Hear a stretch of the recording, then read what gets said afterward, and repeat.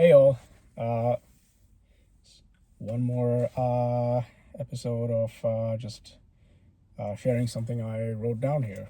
So we had this chat earlier about the role of AI or LLMs or these coding tools today as form of a compiler that translates your intent into source code. And I had this follow-on thought of it being also a form of runtime or operator, really. And let me tell you more about that.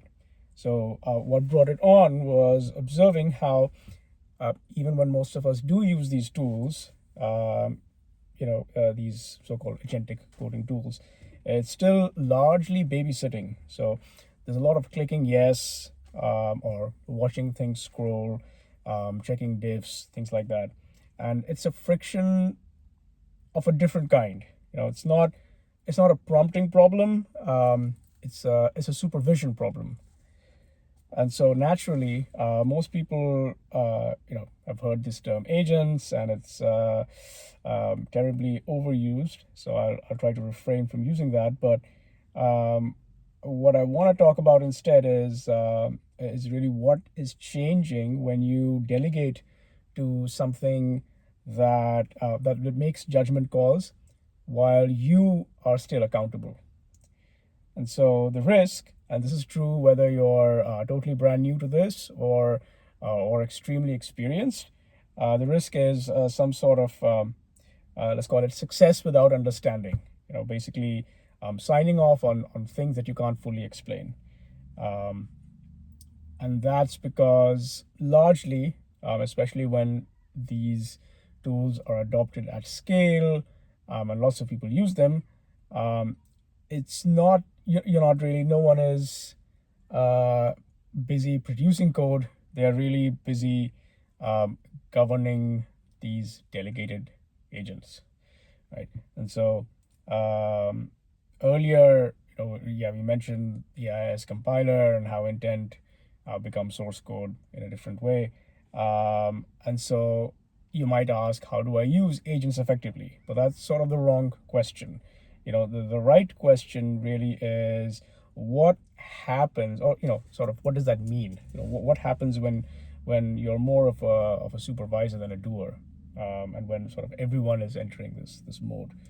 Okay, not everyone, but whoever's sort of using these tools effectively. And um, so it's a form of delegation, and delegation always creates some sort of monitoring problem. Whether the delegation is in the form of like management or outsourcing or automation, um, there's this quote unquote monitoring problem.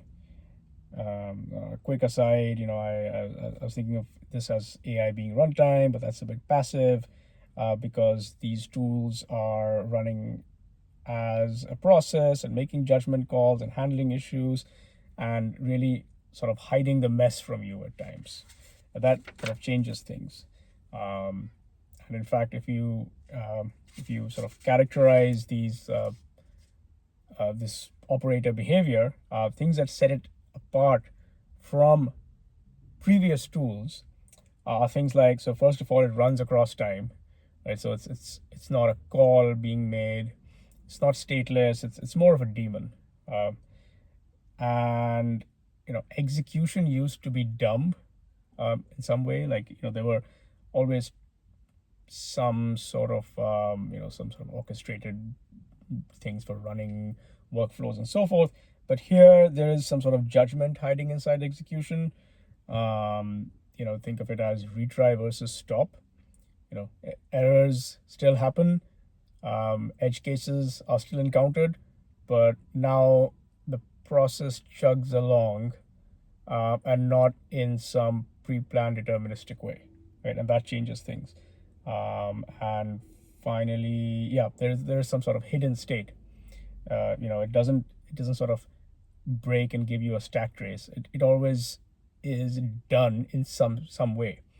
You just have to read the message and figure out uh, the details, right? And so what that means is, again, to segue on from this being done in some way and you having to figure out things. What that means is there are these new failure modes, right? Um, so there is some sort of completion drama where you have this question that's nagging you, where is it really done? You know, this is becoming less of a problem, as things improve. Um, but those of you who began to use some of these tools last year can definitely relate to this. The other one is goal drift, um, where you thought you set some goal, but if you didn't fully understand what's going on to fulfill the goal, um, you can go from sort of it being right to being some sort of intermediate creative state to being outright wrong. You there is some message about it being done. You read the message, it sort of makes sense, and you say, sure, fine, whatever. And then, maybe later on there's an outage. And you never quite figured out that the goal wasn't accomplished in the way that you thought it was going to be, etc. Um, so there's always this challenge. And one thing that I think captures this trade-off pretty well is this idea of a monitoring tax, where you saved this time generating the code, but now you spent time supervising this process. Um, and you save time, but do you really, if you don't manage the context and artifacts and so forth, then it doesn't compound for you in the way that you think it should. And that might be an unexpected problem that uh, you might face, especially if you, let's say, overly vibe code or sort of keep going without sort of stopping, without checkpointing, without getting evidence, things like that.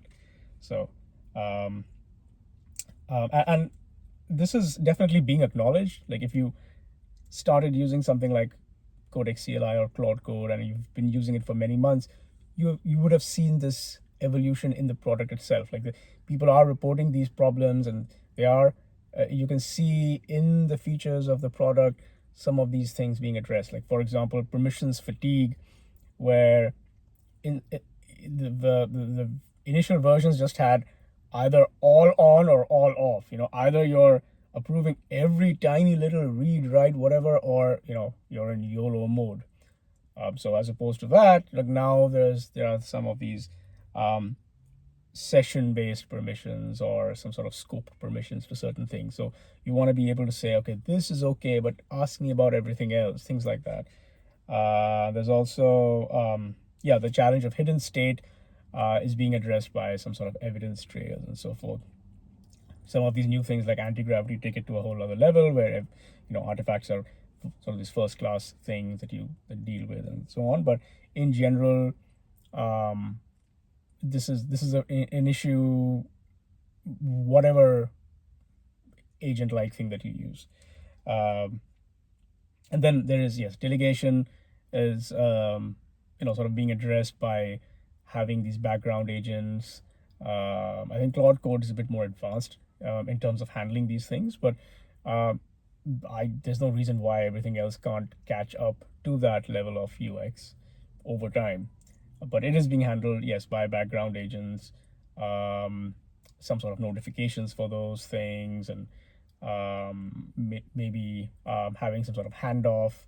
When you're reaching context limit, to be able to describe the state and summarize things and so on. Yeah, and then I think repeatability by having checklists, by checking in some sort of operating procedures, how to do things in the repo. These are not things you start on day one when you're in this vibe coding mentality. But if you do this long enough and you don't want to end up in a bad place, then this becomes part of the uh, a different kind of engineering, really, that you do have to think through. because otherwise, the first round of random changes, great. Second round, great. And by round five, now you're stuck. And unless you've done these things, you can't really backtrack. You just have to throw it all away, which, you know, uh, is not really something you want to do. And the final thing was, yes, cost and quota. So, there's a real sort of budget that is part of this operation too. You want to keep some lid on how many tokens you're using, what rate you're consuming things at, and so that becomes part of the supervision. And so, this is another way of signaling that this is really some sort of operator like thing, and it's not just autocomplete.